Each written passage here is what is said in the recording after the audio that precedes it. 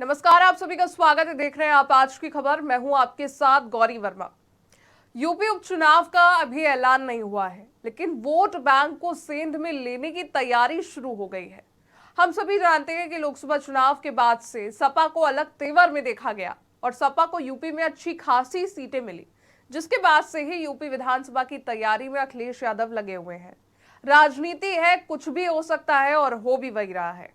अखिलेश जो अपनी बुआ यानी कि मायावती से लंबे वक्त से नाराज थे, अब वो उनके लिए लड़ते दिखाई दे रहे हैं। मामला क्या है ये बताएंगे आपको इस रिपोर्ट में, लेकिन उससे पहले ये वीडियो देखिए।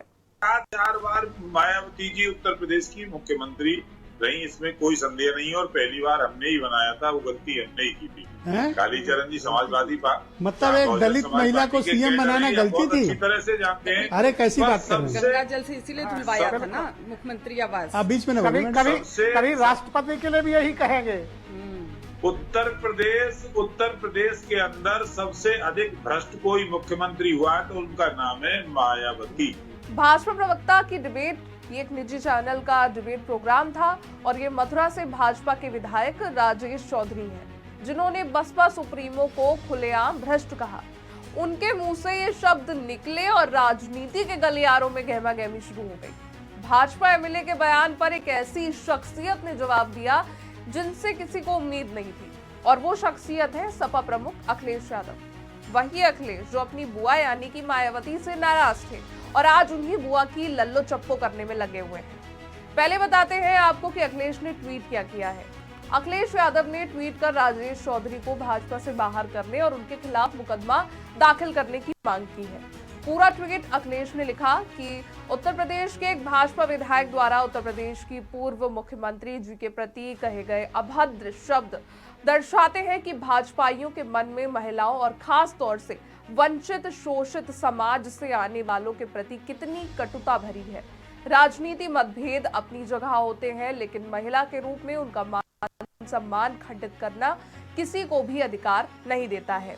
भाजपाई कह रहे हैं कि उन्हें मुख्यमंत्री बनाकर हमने गलती की थी। ये भी लोकतांत्रिक देश में जमनत का अपमान है और बिना किसी आधार के ये आरोप लगाना कि वो सबसे भ्रष्ट मुख्यमंत्री थी, बेहद आपत्तिजनक है। भाजपा विधायक के ऊपर सार्वजनिक रूप से दिए इस वक्तव्य के लिए मानहानि का मुकदमा दाखिल होना चाहिए। भाजपा ऐसे विधायकों को प्रश्रय देकर महिलाओं के मान सम्मान को गहरी ठेस पहुंचा रही है। अगर ऐसे विधायकों के खिलाफ भाजपा तुरंत अनुशासनात्मक कार्रवाई नहीं करती है तो मान लेना चाहिए कि ये किसी एक विधायक का व्यक्तिगत विचार नहीं है, बल्कि पूरे भाजपा का है।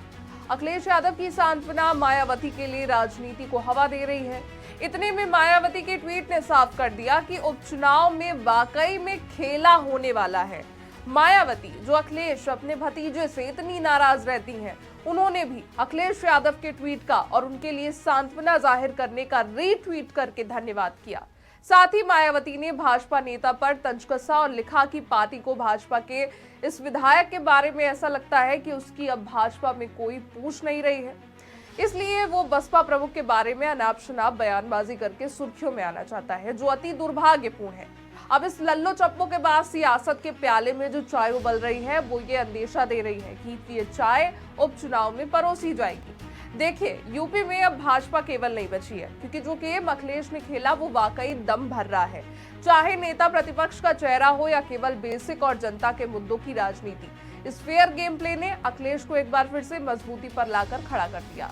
कभी ब्राह्मण को नेता प्रतिपक्ष बनाकर ब्राह्मण वोट को साधना, तो वही दलित वोटरों को साधने के लिए अब मायावती का दामन अखिलेश थाम सकते हैं। और ऐसा माना जा रहा है कि अगर इस उपचुनाव में सपा बसपा साथ आ जाती है तो एक वर्ग का वोट उनके खेमे में साफ तौर पर देखा जा रहा है, और माता प्रसाद पांडे के कारण ब्राह्मण वोट बैंक भी सपा के पाले में है। रही बात मुस्लिम वोटर्स की, तो मुस्लिम वोटर्स की बात कर ले तो सपा को हमेशा से ही इनका समर्थन मिला है। यूपी में अगर इन वोटर्स को सपा साधने में कामयाब हो जाती है तो उनकी जीत कंफर्म, पक्की, क्लियर है। इसलिए कहीं ना कहीं ये अंदाजा लगाया जा रहा है कि मायावती का ये साथ अखिलेश को और अखिलेश की नैया को पार लगा देगा। फिलहाल इस रिपोर्ट में बस इतना ही। देश दुनिया की बड़ी खबरों के लिए देखते रहिए आज की खबर।